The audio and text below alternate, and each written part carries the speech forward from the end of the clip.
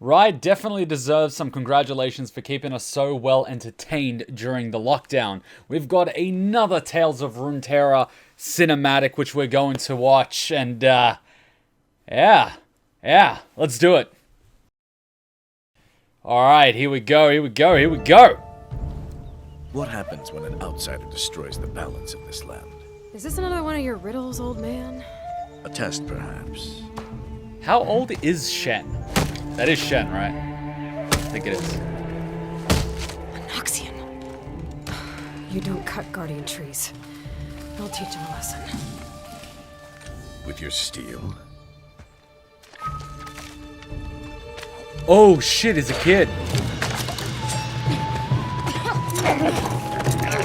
Wow, Akali, Jesus.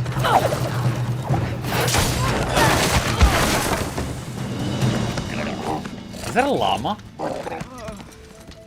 You're just a kid. Stay away!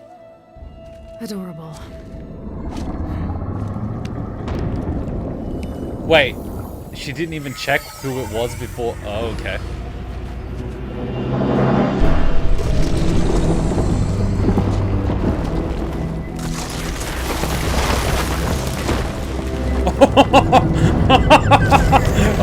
This should be good. Wait, what's happening? See as I see. Huh?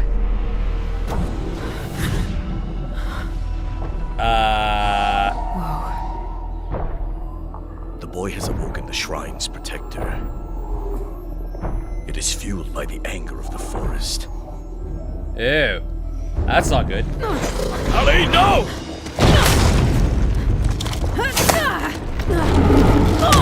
Well, she tried going for the eye, but good luck with that.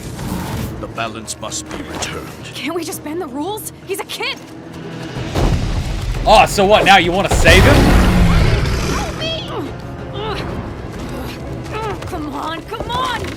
Sorry, kid, this thing wants your head. A trade. Huh? Bury it! What? The seed. Plant it! Now! Tier 10 Geishti. Work, damn it! Seriously? Did she just get water from a card? What is this, Yu-Gi-Oh?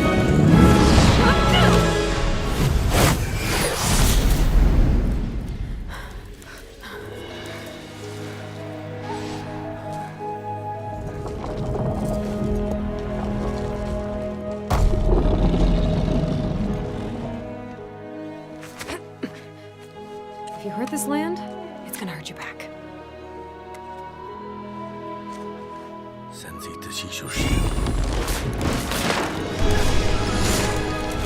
So now we've got Naruto style, right? Alright.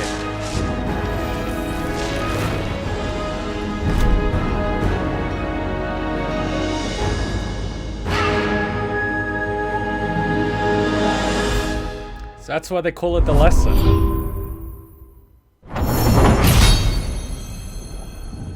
Shit, seriously?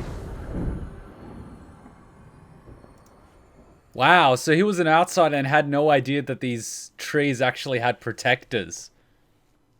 I thought the lesson was going to be for Akali that, like, maybe you shouldn't kill everyone. Or maybe it's a two-way lesson of, like, well, kid, maybe you shouldn't chop down these ancient mystical trees. And also Akali, well, maybe violence isn't always the answer. Well, it kind of makes sense because I think Shen and Zed were both students of the same master, so it kind of makes sense they're kind of old. But I didn't know that Shen was sort of teaching Akali, but it sort of makes sense. Which begs the question, where does Master Yi come into all this, or are they part of something else? Obviously, there's a lot of lore I have to learn about. But this actually reminds me of, I don't know if anyone's a Star Wars fan, But when the game Star Wars The Old Republic, I'm just looking at the collector's edition that I have, came out, they came out with, I believe, a 3-page story called The 3 Lessons, that was published in a magazine. And if you read it, it's basically, I don't know if you guys know, but it's one of those Sith Lords. Is the bold one, is Darth Malgus. And it pretty much tells the story of the 3 lessons that he learned as a child from his adopted father, who was effectively teaching him to become a Sith. And this little story is just like, blows your mind. I don't want to spoil it for people. If you guys want, I'll try to track it down and link it in the comments. But this is what it sort of reminded me of, you know? It gives you that same sort of feeling. It's a very practical lesson where first comes the test and then comes the lesson, and it just sort of sparked that sort of way of thinking. And I think that is really the way to do it. That's the real lesson that sticks. Yeah, it's not a simple matter of, okay, here is an example, here's the answer, remember it. Rope learning, that won't really work. I think the old saying of the master shows you the path, but he doesn't walk the path with you, is a real sort of way to learn. And that seems to be the relationship between Akali and Shen, which I think is a really good way of doing it. And I don't know if you guys saw the previous one where I sort of mentioned about Zed, when he I think he killed his master, or he returned after a few years in order to get some of these scrolls and parchments of techniques and weapons and whatnot. That's when his master, I believe he said something like, I failed you, or I failed, in that he didn't teach him. He tried to forbid this knowledge rather than teach the importance of it. And so by avoiding the lesson, he effectively failed his student, because his student was hungry for knowledge, and because the teacher didn't frame it in such a way, you know, he effectively denied knowledge when the student was hungry for it. Instead of guiding him down the right path, he sort of said, don't go down this path, or, you know, don't go through this door. And of course, reverse psychology, when someone tells you not to do something, you obviously want to do it, rather than, you know, someone showing you why you shouldn't do it. So it's one of those things, and I love these sort of cutscenes. It really adds a lot of depth to the characters, because you guys know that I play games for characters. I don't play games and then I start liking the characters. I start liking the characters and then I start playing the games. It's no different from, you know, why I choose to say play Sith in Star Wars The Old Republic, or choose to play Horde in World of Warcraft. It's that I find characters that I like, and because I like these characters, I play a certain game and I play a certain way. And, you know, you guys know I'm a big fan of Ari, because I absolutely love her gameplay style, and I love the way she's just, you know, I find her really cool. And I'm also a big fan of Ashe, because I think she's really cool. And also a little bit of when I was playing Dota in Warcraft 3, I always played that Archer character. And I'm also a big fan of Sylvanas. So there's a little bit of that, but definitely as a character, I sort of like her. So as a result, obviously I read up a little bit of the lore, but I really think these ninjas and martial artists are really cool. It also is something that tickles my fancy on the back end. All right, sorry, I kind of went a little bit sideways, because these cinematics and cutscenes really do inspire a lot of thinking.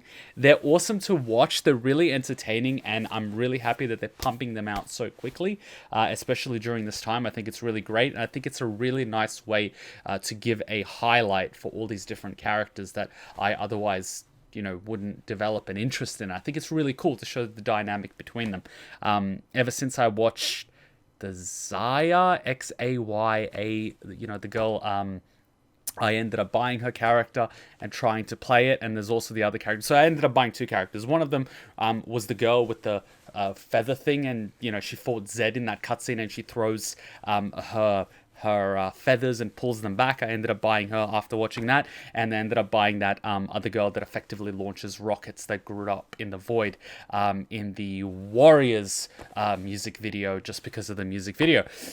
If you guys are not seeing a pattern with the type of characters that I play, I'm sure you'll figure it out sooner rather than later. But yeah, I think it's a really cool way to get people into certain characters. They're awesome. I want to watch more of them. Luckily, I'm on top of the Tales of Runeterra one, so as soon as the newest ones come out, I'm able to watch it, and I'm slowly making my way through the old ones, and I'll try to upload them as quickly as I can. We are trying to solve the copyright issues on the channel, so we will be back to live streaming, and I have been playing a little bit of casual League of Legends. I am going to organize a League of Legends and chill stream when we get our live streaming back, when we finish arguing the DMCA. So make sure you're subscribed and you hit that little bell, because we will have a League of Legends and chill stream. It's going to be very chill. I'm not that good. I just enjoy playing the game for shits and giggles, so don't expect anything amazing. It's just going to be for shits and giggles, so we can just chill, play the game, probably banter a little bit. So make sure you're subscribed. Be sure to also check out the Discord. The link is in the description. That's when we chill, when we're not here, when we're not uploading videos, and when we're not streaming. There's a lot of memes there. There's a lot of banter there. It's a really cool community place to check out and hang out with all the other people. So I hope to see you there. Thanks for watching. Thanks for sticking to the end of the video. I know I sometimes go on a tangent and start talking about all these things, but that's sort of what goes through my mind when I see something cool like this. So this is a nice cutscene. This is a really nice cutscene. I like it.